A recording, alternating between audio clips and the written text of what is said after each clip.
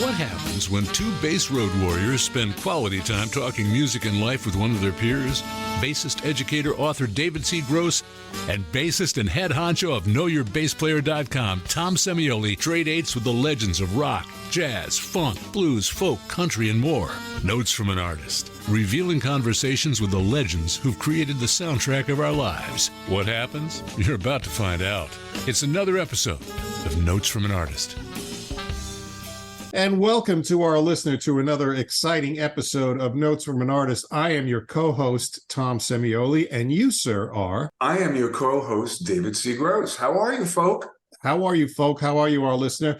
Okay, this is an interview that you're going to obviously notice that David and I are fanboys. And the topic of the interview, the next couple of episodes we're going to have is Weather Report, the great band Weather Report, the jazz fusion band Weather Report, the experimental band Weather Report. David and I have differing opinions on Weather Report. David is of the original Weather Report fandom, right? We're 1971. Right. And you can really make a case for the fact that it's kind of obvious that I would like from the very beginning, because I heard them from the very beginning, and you made your case that coming up a few years later, you heard a different version. My point is that the original version of Weather Report, as far as I'm concerned, is a direct relation to the past, where the more modern Weather Reports, so folk, there are 4 different Weather Report episodes. The first one's the Miroslav Vitous era. All right, explain why we are naming these 4 episodes after the bass player. Correct, because it really does make sense from a period of time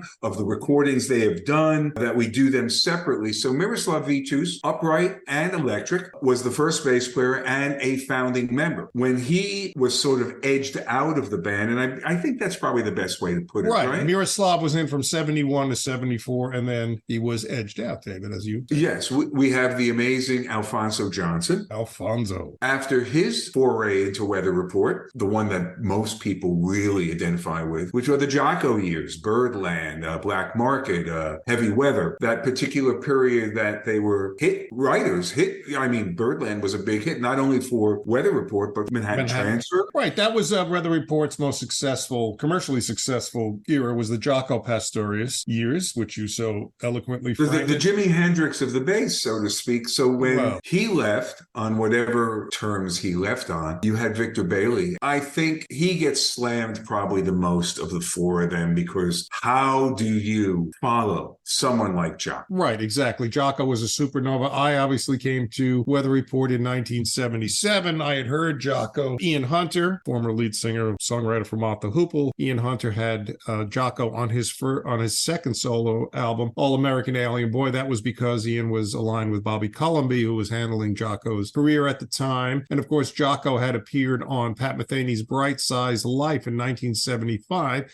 So there were rumblings of artistry. But then, of course, he came to commercial prominence with Weather Report. And I think the reason Jocko is so important, in a sense, is that he really was the player that made the electric bass its own instrument. As you know, David, the electric bass was considered either the bastard child of the upright or the electric guitar, even though you had innovators. Jack Bruce, Paul McCartney was certainly an innovator, Chris Squire, scores of bass players. Jocko was the one who separated the two. So Jocko, I think that is his most important contribution to history, that he did things on the electric bass that you couldn't do on an upright or an electric guitar. Of course, Portrait of Tracy, obviously Birdland with the harmonics. Jocko really brought the bass out to the forefront. And as we'll say in the interviews, he was imitated to death, really. Everybody had that Jocko sound, but that to me was his lasting impact. And of course, you can't deny that Weather Report is probably the Heavy Weather record is a showcase for Jocko. That's his finest work with the Weather Report, as is his solo record, which came out a year before in 1976. So those are his monuments. And as you also mention often, word of mouth, another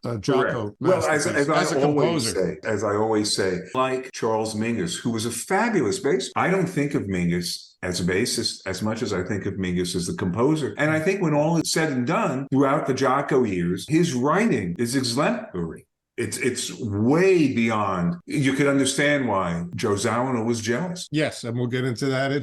Yes, I don't really hear much of Jocko's influence today, although you could say I hear it in certainly Joe Dart, who has a little bit of Rocco Prestia and Jocko in him, certainly in Esperanza and Tal Winkenfeld. Right, I think Jocko will be recognized more as an innovator and a composer than the actual player. And to me, I think Jocko got the rock star thing happening, and he did give away to chops, sizzle over substance many times. Much like Stanley Clarke, I think Jocko is greatest on the compositions, on Birdland, as you mentioned, on Teen Town, on A Remark You Made. Jocko was a phenomenal groove player and Reviews of the Secret. But I think going back to what you were saying, there was innovators like Jack Bruce and Jack Cassidy. You can't forget Jack Cassidy. But what I think Jocko did, and we'll talk more about this in part 3 of our Weather Report month, is that he distilled Rocco, Jameson, Jerry Jamot, friend of the show, Jack Bruce, virtually all of the original, let's say, chops and groove bass players of the 60s, they all came out in Jocko. So when you say Joe Dart's Rocco-isms, there's much more Rocco Prestia in a Joe Dart than a Jocko, because Jocko is really a composite. Where Rocco was the originator, Jocko inspired Rocco lifts, if we could go there, or derivative. How in hindsight we can do that without dissing, as the colloquialism is, anyway. Right. And of course, Jocko came out and admitted on the videotape, he came out of the Jamot closet and he said Jerry Jamot was one of his biggest influences. And then if you go back and listen to all Jerry's work on Atlanta Records, you go, okay, I see where Jocko got that, rhythmic, that sense of rhythm and things. In addition to him listening to Cuban music in Miami, which came over the airwaves. He was in South Florida. You could really make a case for putting R&B, clave, and bebop together. That really sums up a lot of that first Jocko record. Right, exactly. So for our listeners, the name of the book is entitled Elegant People. Our guest is author Curt Bianchi. This is a history of the band Weather Report. It also includes a foreword by Peter Erskine. Now, for you bloggers out there, Curt had a blog for many years on Weather Report, and he was a real Weather Report historian. He's not an author. This is the only book he's written. I think he's an engineer. Software engineer. Retired. Retired software engineer. So this is a compendium of his blog entries. He does interview all of the surviving members of Weather Report. He has access to many of Joe Zawinul's archives and things. This is an absolutely essential book. This should be taught in college, in jazz education. He is meticulous in his description of the records and the concerts, and also the technological hurdles that Weather Report had to overcome to bring their music to the concert stage. And really, one of the things I got out of this book was Joe Zawinul was it invented modern keyboards the way we know them now, always at the vanguard of technology, just to see the rigs that he bought on stage. Nowadays, you could do it on an iPhone, but in those days, Joe Zawinul had a battalion of instruments on stage. A plethora. That's the word. A regular plethora. Which isn't that an Oberheim? No, but seriously, one of the things that I find interesting about this first part one of the reasons I like this part so much is because when you take Zawinul, Wayne Shorter, and Miroslav, and you go backwards, you're literally at the beginnings of jazz history. And that's really phenomenal.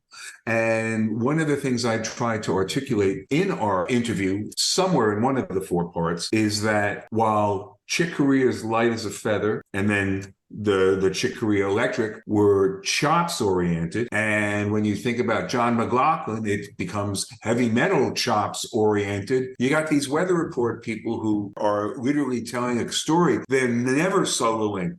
Yet they're always soloing. It's remarkable, and it all holds together quite beautifully. This is one of the reasons why I like the first thing, because we're going to go back to a lot of music that really relates to what Joe was listening to when he was in Europe, what Wayne was listening to when he cut school and went to jazz clubs in Newark, and what Miroslav was listening to in Europe, and how wonderful the coming together of these three people brought about one of the most extraordinary sounds. And another thing about Joe Zawinul and his quest for that sound, I think that is really the key to his symphonic synthesized effect. He was searching for a sound Always. That it didn't matter how much equipment he needed, he was still looking for that sound. And it's great. I think you guys are going to really enjoy this 4-part, the month of October weather report, shades of Tex Antoine, shades of all these incredible pieces of music, an incredible time in history. We'll even talk about weather report's most important faux pas at the Beacon Theater. You'll have to stay tuned for that one. Tom, this is going to be great. This is great. Once again, to remind our listener, we're doing this in 4 parts. David and I being bass players, we obviously divided it up by the bass players, but that's a neat way to do it. So the first episode will concentrate on the Miroslav Vitous years, which were 71 to 74. Next, we'll do Alfonso, which was 74 to 75, thereabouts. Jocko, 76 to 82, and Victor Bailey, 83 to 86. And also on this book, what it is, if you're like me and you came to Weather Report in the Jocko years, it's great to go back and listen to the early stuff and get a real strong grasp of it. And for folks like David who came to Weather Report the first time around, nice new reflections on the Victor Bailey and Jocko years. And you can see where Zawinul took over the band and brought it into more of a world music type ensemble. The last version of Weather Report was nothing like the first version of Weather Report. True. But this book, you can really see the journey. So we're going to get to the show. At the end of our dialogue, you will enjoy our Notes from an Artist Weather Report playlist, which David has so well curated. Don't forget, if you're not listening to us live, you're probably listening to us on our podcast.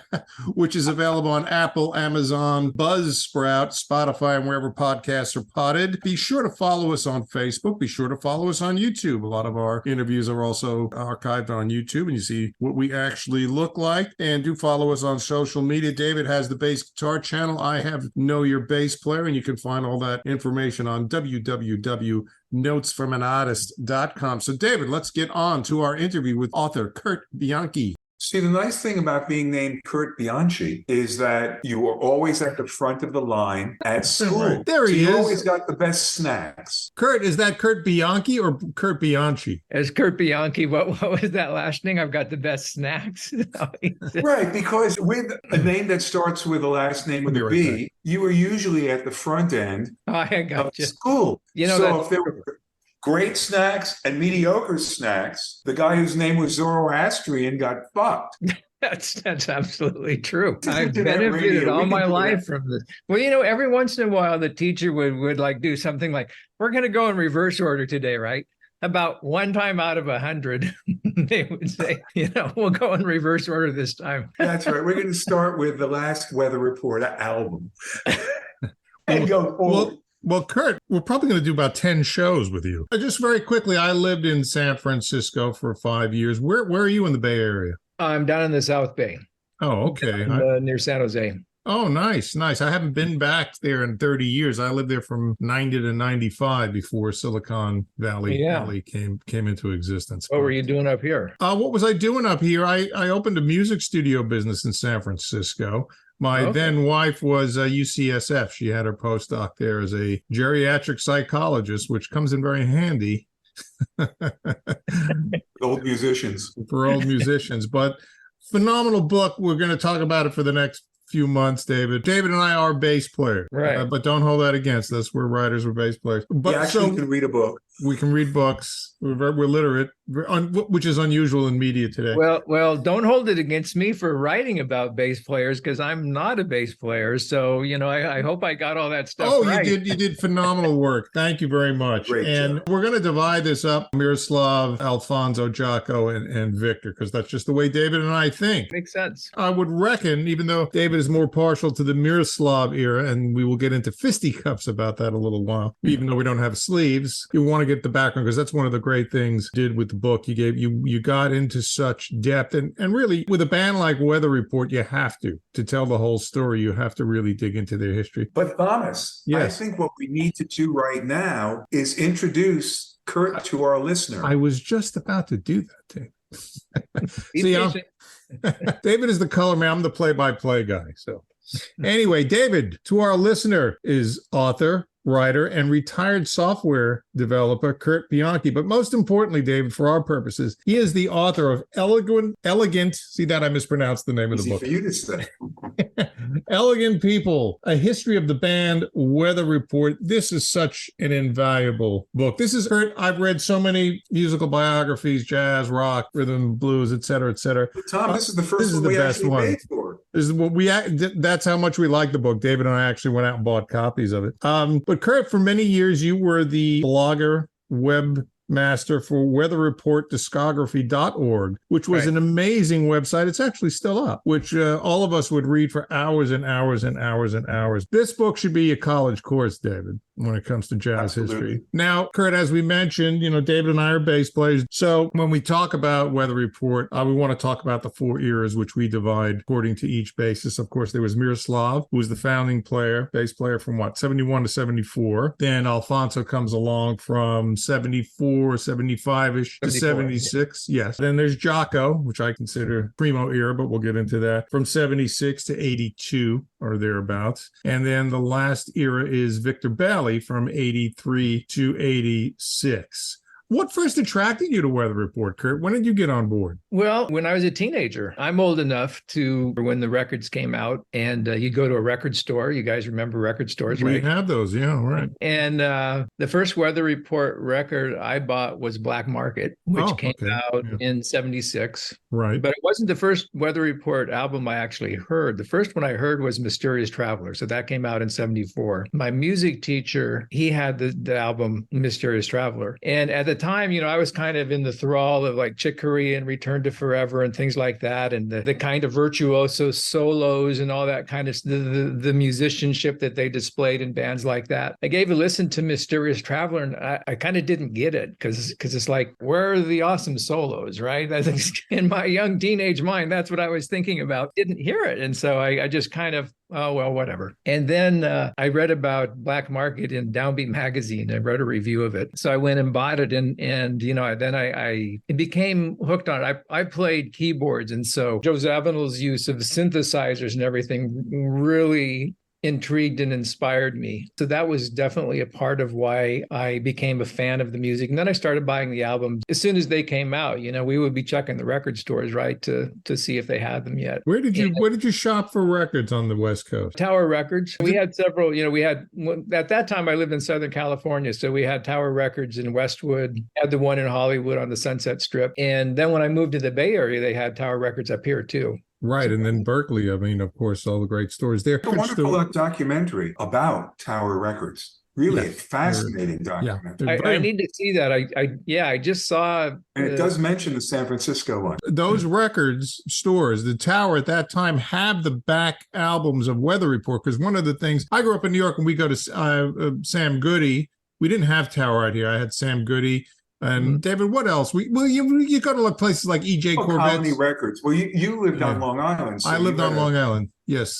Maybe Corvettes had records, but in New York, if you wanted something immediately, you didn't go to Sam Goody, you went to Colony Records, which is on Broadway between 50 and 51st Street. Bought records in the 70s in furniture stores, right? Because that's where they sold record players. And of course, places like E.J. Corvette's would only have the latest records. They didn't go to the artist's back catalog. So when I bought my first Weather Report record, Heavy Weather in 1977, as a 17-year-old teenager, that was the only Weather Report record in the bin there. So you bought the first record in 74, but was I Sing the Body or Weather Report in the racks, or that wasn't there? Tower was a well-stocked, okay. It was very large. They would have had probably most of the back catalog at that point. So when I bought Black Market, there were 5 albums already out, and they probably would have had at least some of them, if not most of them. A little background, I guess it was 71. I was working in a record store right next to Carnegie Hall called The Record Hunter. one of the things that you had to do at the stores, you had to play the latest albums. And being in New York City, they gave you a little bit more leeway, everything from Joni Mitchell to the first Weather Report album. And before you came on, Tom and I were talking about, see, the thing about that first Weather Report album to me that is most important, it was truly a distillation of everything that had gone on before. That's why it wasn't so solo oriented. I mean, you had really three big bands in fusion. Chick Corea, which was just Scientological chops. You had Mahavishnu Orchestra, which was heavy metal chops. Shredding. And time signatures. And then you had this incredible amalgamation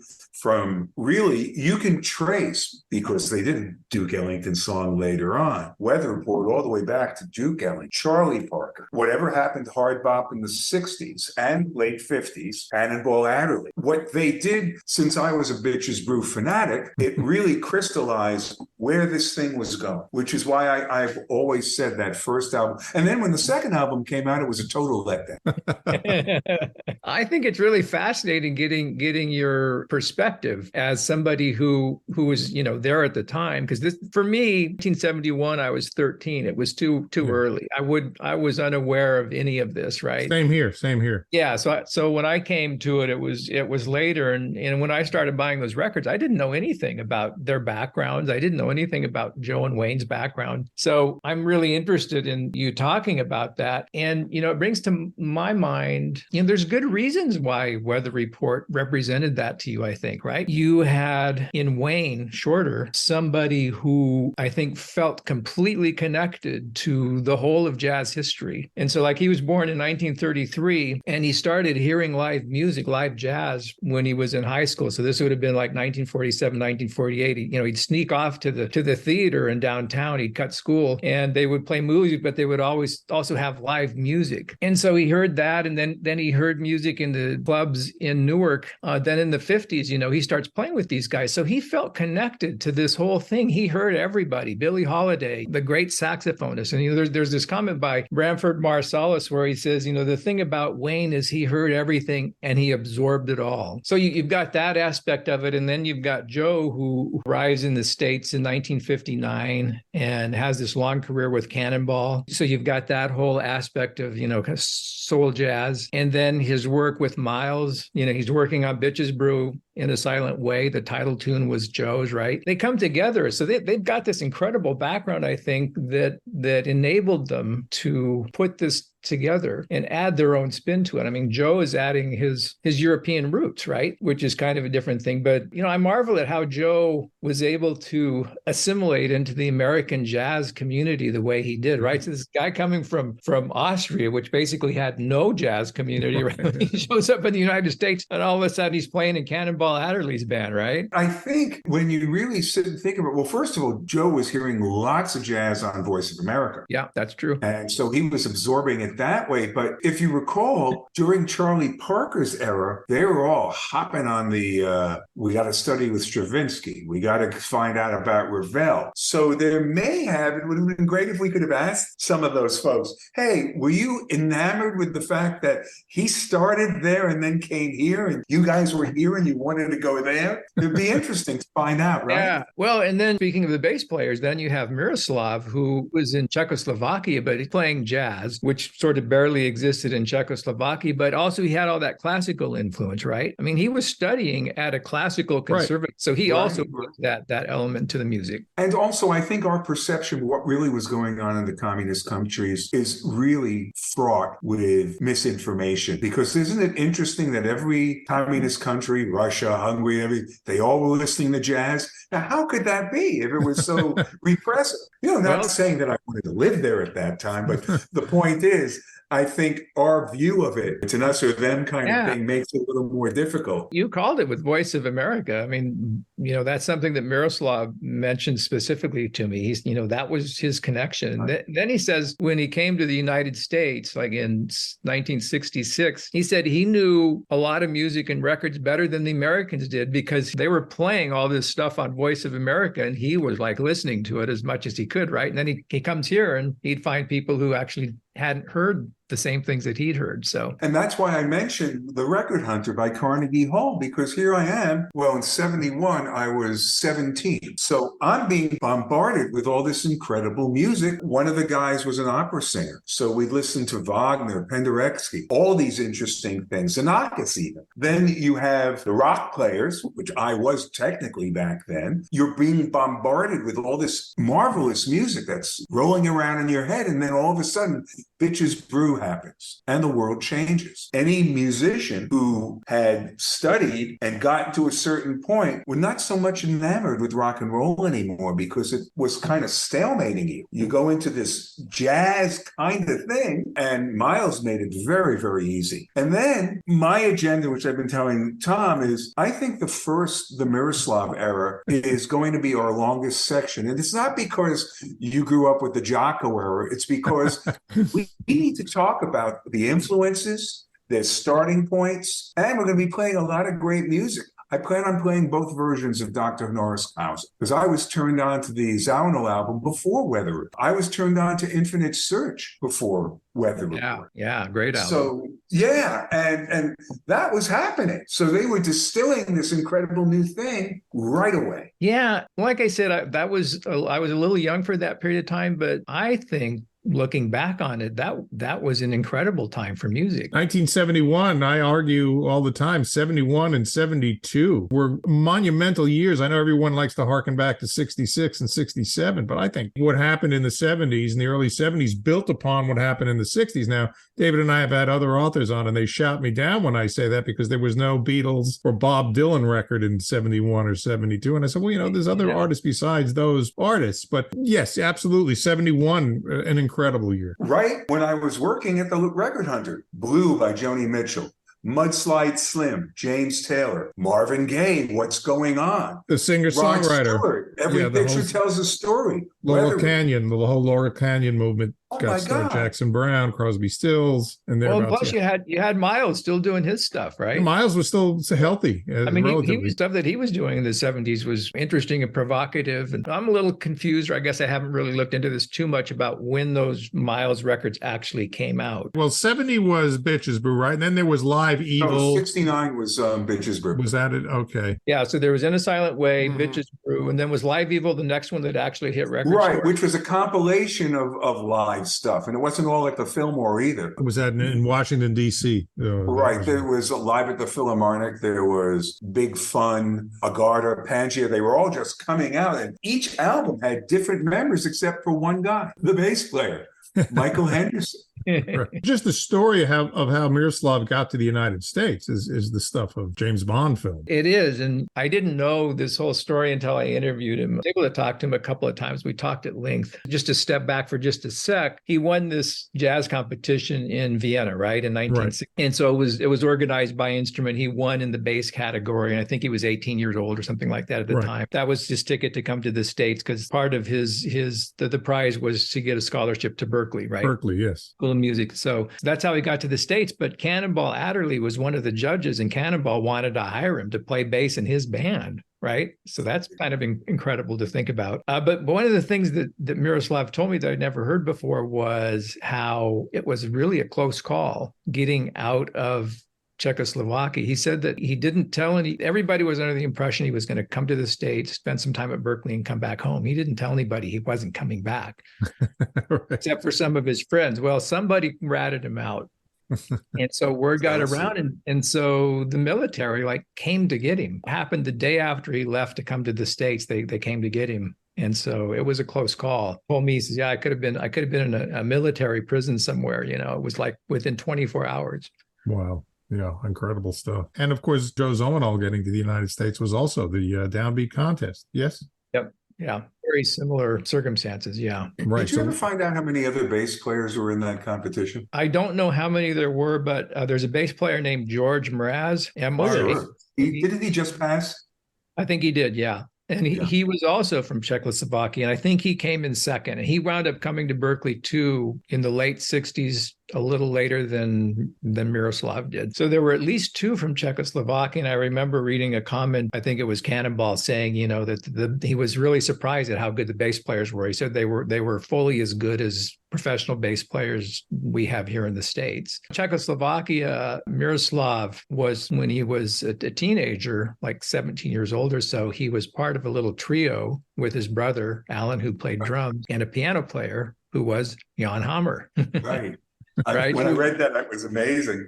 I know. So we know who Jan Hammer is now. Jan Hammer's dad was a physician. His mother was a musician, a vocalist, and his dad was like leading the charge of jazz in the local community there in Czechoslovakia. So Miroslav would play in this trio playing jazz, and then, he'd go to school and study classical music at the same time. That's how he got his jazz chops. And Jan Hammer was in that competition as well, in the piano category. Yeah, and I don't know if Miroslav's brother was, but what they call themselves, the junior trio. Mm-hmm. That's what they called their little group. And, they were kind of a sensation there locally. And then Miroslav came to Berkeley to study. The first thing he realized is he was surprised at the level of instruction. He started playing acoustic bass probably around 12 or so. And so he'd been playing for 5 years, and he'd been studying in this conservatory all that time. And so when he gets to Berkeley, he was surprised that the level of instruction wasn't as high as he expected it to be. Interesting. And so a few days or a few weeks, he went to the instructor. He really couldn't speak very good English, so this probably was a bit of a challenge, but he went to the instructor and he played a jazz tune solo and throwing in double stop, showing off his technique. And the teacher just said, I haven't got anything to teach you. You don't have to come to class. I'll give you an A, just don't tell anybody. So Miroslav quit going to school, and he holed up in his apartment, and he created this practice regimen of his own that was really intensive. He gave me the whole sort of itinerary of what a day was like, and I don't remember exactly the details, but it was something like, he would get up, have something to eat, and then he would just practice for 3 hours or something like that, practicing lines and things like that, and maybe practicing with records. Then he would have lunch, then he'd go at it again until 5 in the evening, and then have dinner. And then by that time, he was free to do whatever he wants. So then he'd play whatever. Those were his days, like the whole time he was at Berkeley. He was also a competitive swimmer when he was in Czechoslovakia. And so, he relied on his athletic training to really push him during that time, because he had nothing else going on, like he didn't have the junior trio anymore. I think it was probably kind of an isolating time for him, right? Because here he is in a country he's never been to before. He's not going to school anymore. He's just like holing up in his apartment room, and all he's doing is practicing. It's funny, when I read that section of your book as well, first thing I thought of was, swimming training was what gave him the discipline for, I think so, what he had to do. Because I was in the swim team in prep school. We were up at 5 a.m. We were at the pool by 5:30, 5:45. You really had to buckle down, and there were no days off. The thing about Miroslav that I also found really fascinating was he's not the only one at Berkeley who felt that way. Keith Jarrett destroyed a piano in one of the piano practice rooms because they never had it tuned. In defense of Berkeley, because I do want to give them some kudos, when it first started as the Berkeley School of Music, it's now an affiliated college. It was part of what they called the Joseph Schillinger concept. Joseph Schillinger had these 2 books which dealt with mathematics, geometry, graphing music, very, very heady stuff. And that's where it began in like the mid to late 40s. But as all things petered down, you also had the rock and roll crews starting to come to school, because when I went there, there were no auditions. It was based on, can your parents afford to send you here? So you would have a lot of students that were inferior. And when I think about it, there was a dumbing down of the curriculum so they can amass more students and do all of that. And I know exactly the instructor Miroslav had. Because when I walked in with my electric bass, first thing he said to me was, Mr. Gross, the electric bass is not a valid musical instrument. How true. May John Neves rest in peace. Although, to just continue that story, David, just for a second, and then when I got to the University of Miami in 1980, there was still the old guard there saying that, or 1979, I should say, electric bass, that's not a real instrument. And then we just looked at them and said, Jocko. one word, and that shut them up because Jocko was the one that, in my opinion, a lot of other people's opinion, not that I care about what other people think, that certainly separated the electric bass as no longer the bastard child of the upright or the electric guitar. Jocko did things on the electric bass that you had to have an electric bass to do. It was just indicative of the instrument. And so whereas, in 71, David gets told that's not a real instrument, we finally had the answer, that one word, Jocko. But continue, Dave. I can understand Miroslav's frustration. However, as years went on, because I did go there for 3 semesters, there were things, particularly when I started doing studio work, that had filtered in as osmosis. I would not have known that if I had not gone there. So Miroslav, in his own way, created such a great schedule. He did miss out. There are certain things, plus the musical community, some of the people at Berklee I'm still friends with. So there were other things. You cannot deny what he did. Yeah.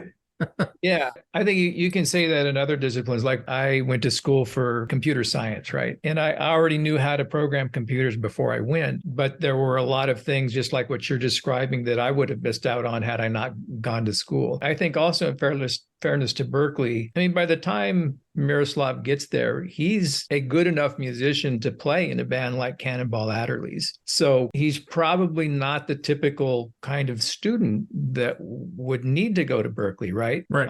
So it's not Berklee's fault that Miroslav already knew this stuff. It just so happens this was the way Miroslav was able to get to the United States, and he took advantage of it. Surprised that the bass instructor didn't say, however, I think if you go here, here, and here, he was looking at it from his own perspective, which is exactly where he was looking at it from me. And I assume myriad bass players from 67 to 72, 73. That's the tragedy when a teacher doesn't really, you know what, I can't help you, but these are the things you should be looking at. Right. Because I think a lot of times you get to a point where if it's a good teacher, the teacher will say, you're at the point where I can't teach you anything anymore. You've absorbed everything I can teach you. That may just be a reflection of the limitations that the teacher has, but the teacher's aware of where the student is and what he's able to provide to the student. And so he pushes the student into another direction, pushes him further, maybe to another teacher, or whatever needs to be done to further that student's education, his path. And I guess it's surprising to me, Miroslav never mentioned this, but like when Joe was in Berklee, and it was only for a few weeks, they were sending him out to do gigs. So one of the clubs would call Berklee and say, hey, we need a substitute pianist tonight. Who can you send? And Joe was good enough that the teacher would send Joe. How come, they didn't send Miroslav to any of these? I would think it was ego and jealousy, to be really honest. I wish they were around today and would be honest with me about that. But I really believe that was part of it. Yeah, it could have also been a communication issue. I wonder if it was a bit of a language issue, because if Miroslav wasn't good with English at that point, then perhaps that created a barrier. I don't know. One thing I do want to say is I'm glad in the book that I wrote that I was able to talk about Miroslav. There was this funny thing that happened when the book was going to come out. It had not been published, nobody read it yet, but I'd written a little blurb and said something like, then when Jocko joins the band, with Jocko and this song Birdland, they achieved their greatest popularity. And somebody wrote me this email. And they said, this book is just all it's going to be about is Jocko. You're ignoring, Wayne, and you're ignoring all this other stuff. And so I tried to say, no, that's not, I couldn't get through to him. He just said, don't ever send me an email ever again. I was glad to give Miroslav what I think is due credit for his period in the band. It was a significant period. He's a founding member. He's a founding member, right. So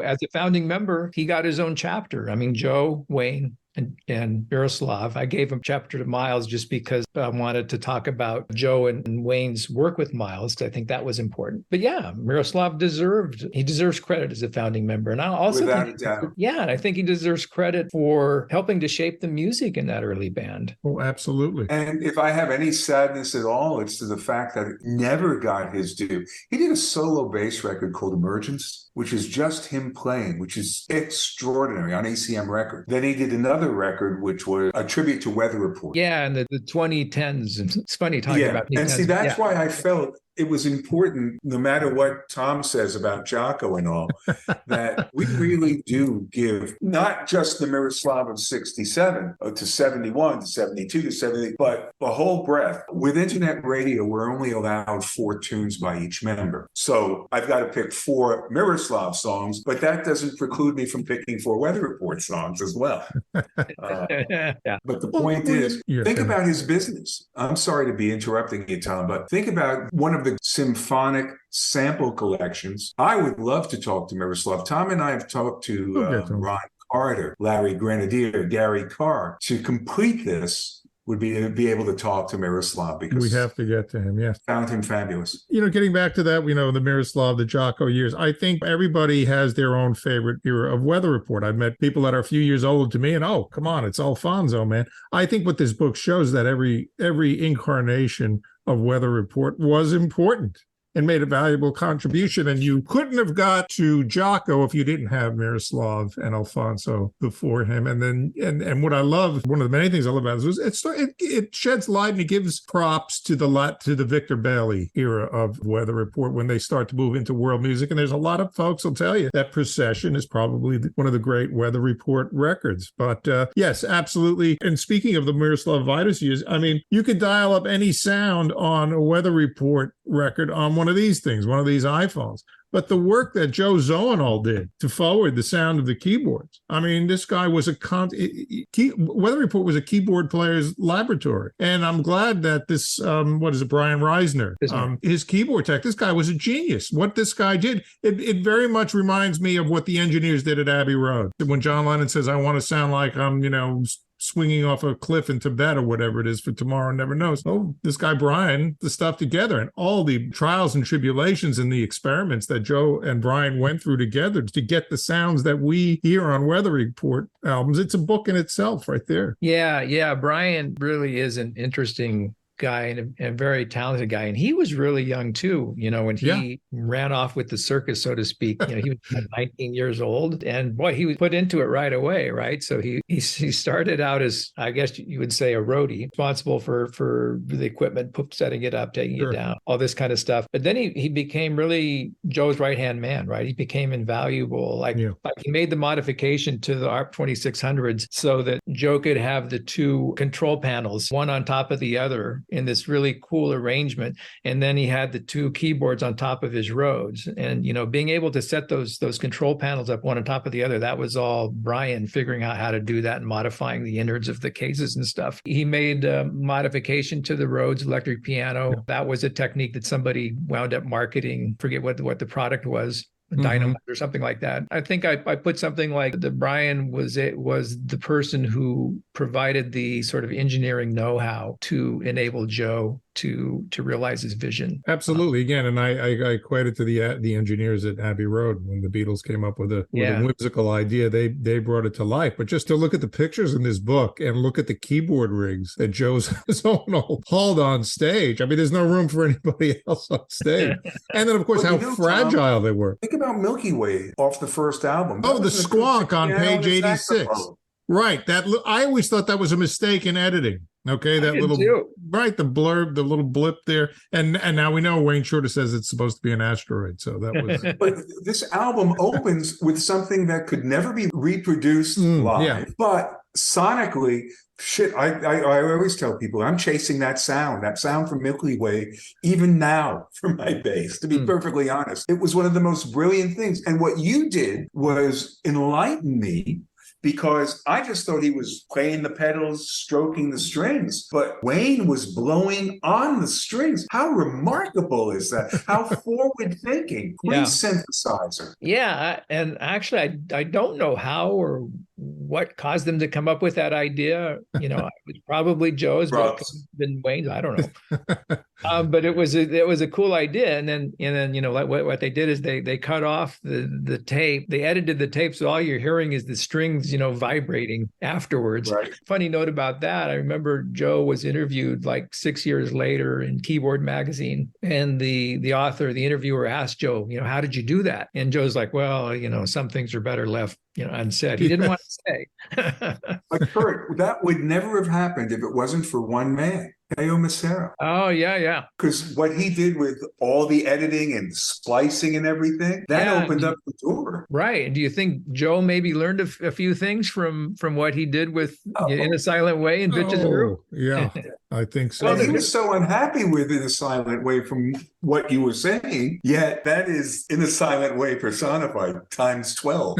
Yeah. Well, this tune on Joe's album Zavanul, what is it? Is it His Arrival? There's this one where evokes the harbor scene, right? Right. And it's done with tape splices and tape editing. And I've read, and I've never tried find out the truth about this, but supposedly it's part of it is a Cannonball Adderley tune that's been slowed down. This is like played at the wrong speed. And it's really slow, and it's creating part of that. And there was a review written in one of the magazines. Says, if you play, I think it's Country Preacher at such and such a speed on your turntable, and then record it, and then play it at half speed or something like that, you get that sound.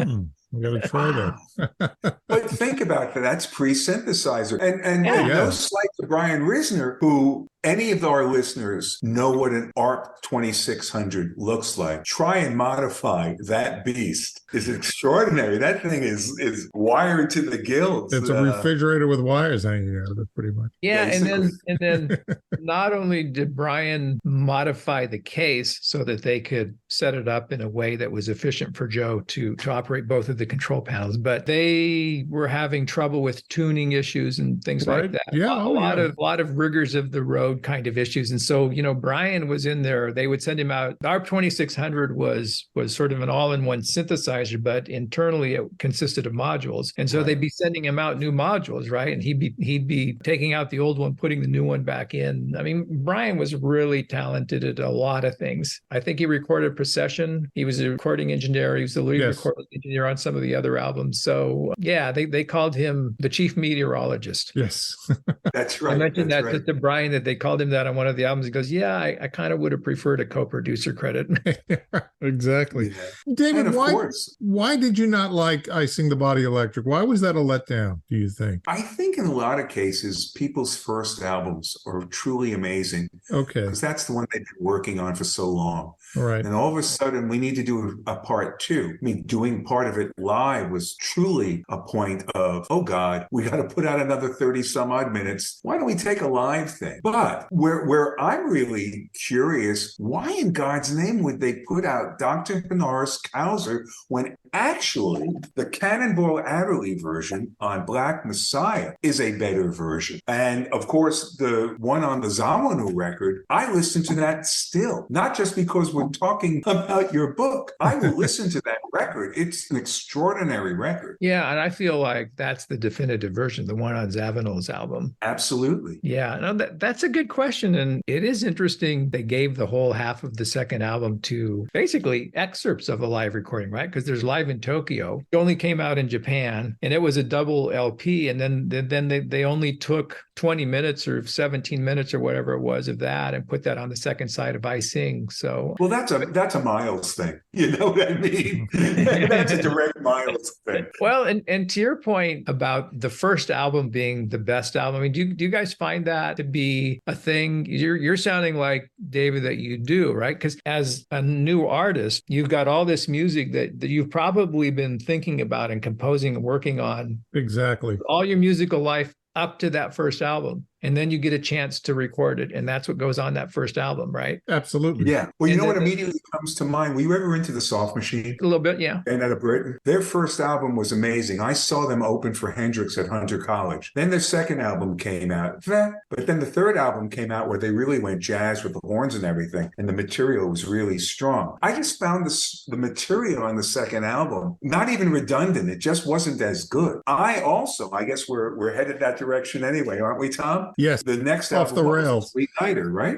Okay, that concludes the first episode of our Weather Report series, our 4-part series. David, tell us about the Weather Report playlist. Well, it's very, very sunny here in beautiful downtown Connecticut. Storm Field would be talking about all of the great music we're about to play. So there's a high front, and we have Duke Ellington doing Rocking in Rhythm. We have Cannonball Adderley and the Buckinghams. You get not one, but two different versions of of one of Joe Zawinul's most famous tunes. Then comes the song that I have been chasing my entire life, Milky Way by Weather Report. And can you imagine that this was done with an acoustic piano and a saxophone? It's brilliant. It really, really is. We got some more Weather Report. We've got some Joe Zawinul solo, some Wayne Shorter solo, even some Miroslav Vitous solo. Tom, did you ever drink Vitous? I did. I have drunken Vitous. A conjunction of Miroslav and Vitous. So we got the two. That is correct. And I also enjoy a good glass of Mogan David every now and then. Well, you're the only one. Trust me on that. And man, oh man, hey, we got to stop here. We are from New York, so there's a large Jewish population, which I am a part of. And the truth is, Manischewitz or Mogan David or Kedem, whenever these were being offered to the youngest people in the room, guess what they ordered? I'm going to say Manischewitz. Grape juice. That stuff sucked. It tasted awful. And I think it was parents with a bright idea. If we give them this wine early, they'll never become alcoholics. Because if you think about it, how many Jews do you know that are alcoholics? I don't know any Jewish alcoholics, David. That's it. Thus concludes our first episode. Listen to the playlist section of the show now. You are probably listening to us on either Cygnus Radio, www.cygnusradio.com, or on our podcast, which is available on Apple, Amazon, Buzzsprout, Spotify, and wherever podcasts are potted. Do follow us on YouTube. Do follow us on the Facebook. And David, we'll see you next week. Au revoir. Adios.